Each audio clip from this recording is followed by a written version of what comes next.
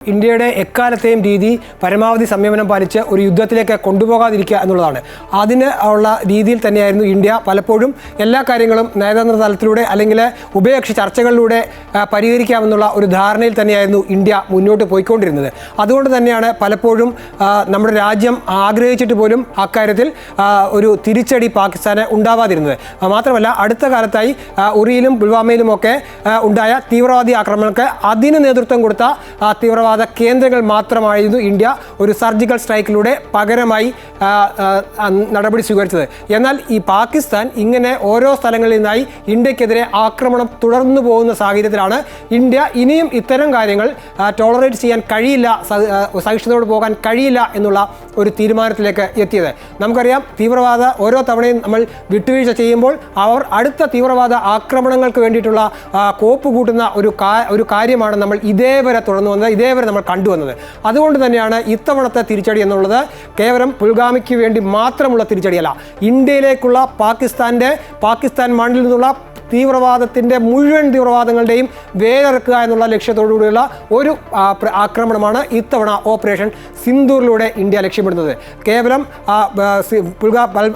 പഹൽഗാമിലുണ്ടായ ആ ഒരു ആക്രമണത്തിൽ അവിടെ 26 പേരുടെ മരണത്തിനുള്ള ഒരു മറുപടി മാത്രമല്ല, ഇനി ഇങ്ങനെ ഒരു സംഭവം ഭാവിയിൽ ഇന്ത്യയിൽ ഉണ്ടാവരുത് എന്നുള്ള തീരുമാനത്തിലാണ് ഇന്ത്യ ഉള്ളത്. അതുകൊണ്ട് തന്നെയാണ് ഇത്രയും ശക്തമായും വിപുലമായ ഒരു തീവ്രവാദ കേന്ദ്രങ്ങളിലേക്കുള്ള ആക്രമണത്തിന് ഇന്ത്യ പദ്ധതി ഇട്ടത്.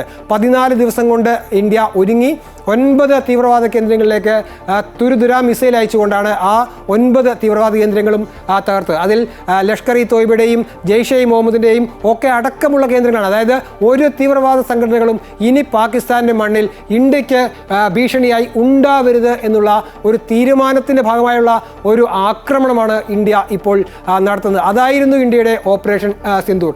അതുകൊണ്ട് തന്നെയാണ് ഇപ്പോൾ നേരത്തെ പ്രശാന്ത് സൂചിപ്പിച്ച പോലെ കാണ്ഡഹാർ വിമാനറാഞ്ചലിലെ തീവ്രവാദികൾ അടക്കം ഇന്ത്യ ലക്ഷ്യമിട്ടു. അതുപോലെ തന്നെ ഏതെല്ലാം തരത്തിൽ എവിടെ നിന്നെല്ലാമാണ് ഇന്ത്യയിലേക്ക് തീവ്രവാദം വളർത്തുന്നത്, അതിന് എവിടെയാണ് പരിശീലനം നൽകുന്നത്, ഏത് തരത്തിലാണ് ആ കാര്യങ്ങളുമായി അവർ മുന്നോട്ട് പോകുന്നത്, എത്രമാത്രം ഭീഷണിയാണ് പാകിസ്ഥാനും പാകിസ്ഥാനിലെ തീവ്രവാദികളും ഇന്ത്യക്ക് ഉണ്ടാക്കിക്കൊണ്ടിരിക്കുന്നത്. ഇനിയും ഇത് അംഗീകരിക്കാനാവില്ല. ഇനിയും തിരിച്ചടിച്ചില്ലെങ്കിൽ അതിൻ്റെ വില നൽകേണ്ടി വരുന്നത് ഓരോ ഘട്ടത്തിലും ഇന്ത്യയാണ്.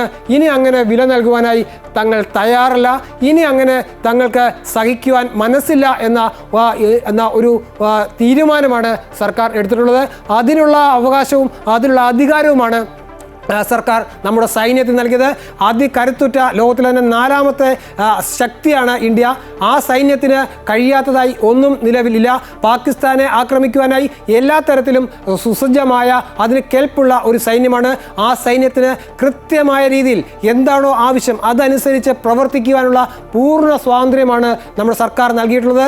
ആ സ്വാതന്ത്ര്യവും ആ കാര്യക്ഷമതയും ഒത്തുചേർന്നുകൊണ്ടാണ് ഇന്ത്യൻ സൈന്യം തിരിച്ചടിക്കുന്നത്. ഇന്ത്യ അങ്ങോട്ട് കയറി ആക്രമിക്കുന്നില്ല.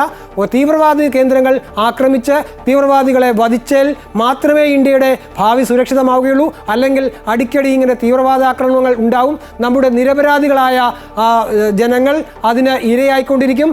അത് ഇനിയും അംഗീകരിക്കാനാവില്ല. അങ്ങനെ ഒരു സാഹചര്യം ഒഴിവാക്കിയേ മതിയാവൂ എന്ന് ഇന്ത്യ തീരുമാനിച്ചിരിക്കുന്നു.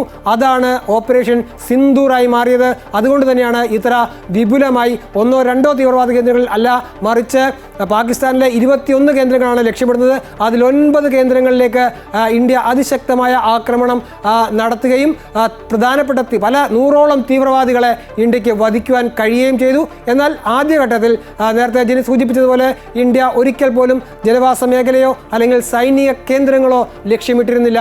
പക്ഷേ പാകിസ്ഥാനിലെ സൈനിക കേന്ദ്രങ്ങളിൽ നിന്ന് പാകിസ്ഥാൻ സർക്കാരിൻ്റെ വാക്കുകേട്ട് ഇന്ത്യയോട് പോരാടാൻ, ഇന്ത്യയെ ആക്രമിക്കുവാനായി തയ്യാറെടുത്താൽ അതിന് മറുപടി കൊടുക്കാതിരിക്കുവാൻ ഇന്ത്യൻ സൈന്യത്തിനാവില്ല. കാരണം ഇന്ത്യൻ സൈന്യത്തിന് നൽകിയിരിക്കുന്ന അവകാശം അതാണ്, അവർക്ക് നൽകിയിരിക്കുന്ന സ്വാതന്ത്ര്യം അതാണ്, അവർക്ക് നൽകിയിരിക്കുന്ന ചുമതല അതാണ്. അതുകൊണ്ട് തന്നെ സൈന്യം കൃത്യമായി തിരിച്ചടിക്കും.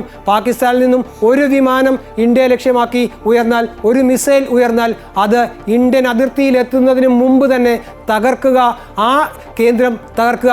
എവിടെ നിന്നാണോ പാകിസ്ഥാൻ ഇന്ത്യക്കെതിരെ ആയുധങ്ങൾ തൊടുക്കുന്നത്, എവിടെ നിന്നാണോ ആയുധങ്ങൾ കയറ്റി വിമാനങ്ങളിൽ ഇന്ത്യയെ ലക്ഷ്യമാക്കി പറക്കുന്നത്, ആ കേന്ദ്രങ്ങൾ കൂടി തകർക്കുക എന്ന ലക്ഷ്യമാണ്, അതിനുള്ള ശ്രമങ്ങളാണ്, അതിനുള്ള പ്രവർത്തനങ്ങളാണ് സൈന്യം ചെയ്യുന്നത്. അതുകൊണ്ട് തന്നെ ആ 15 ഇടങ്ങൾ ഇന്ത്യയിലെ രാജസ്ഥാനിലും ഗുജറാത്തിലും അടക്കം ഇന്ത്യൻ അതിർത്തി സംസ്ഥാനങ്ങൾ, അതായത് പാകിസ്ഥാനുമായി അതിർത്തി പങ്കിടുന്ന സംസ്ഥാനങ്ങളിലെ 15 ഇടങ്ങളിലാണ് പാകിസ്ഥാൻ ലക്ഷ്യമിട്ടത്.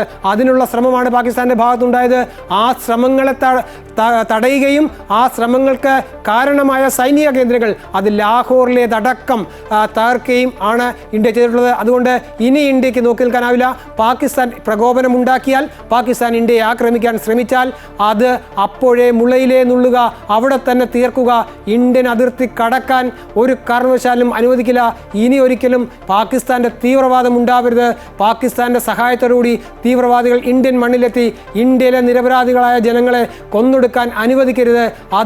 അതിനി ഒരവസരവും ഇന്ത്യ നൽകില്ല എന്ന് ഇന്ത്യ പ്രഖ്യാപിച്ചു. അത് ലോകരാജ്യങ്ങളെ അറിയിച്ചു. അതിനുള്ള ഒരുക്കങ്ങൾ സൈന്യം നടത്തി. ആ നീക്കം, ആ ഒരുക്കം, ആ ശ്രമങ്ങൾ തന്നെയാണ് ഇപ്പോൾ വിജയത്തിലേക്ക് എത്തിച്ചുകൊണ്ടിരിക്കുന്നത്.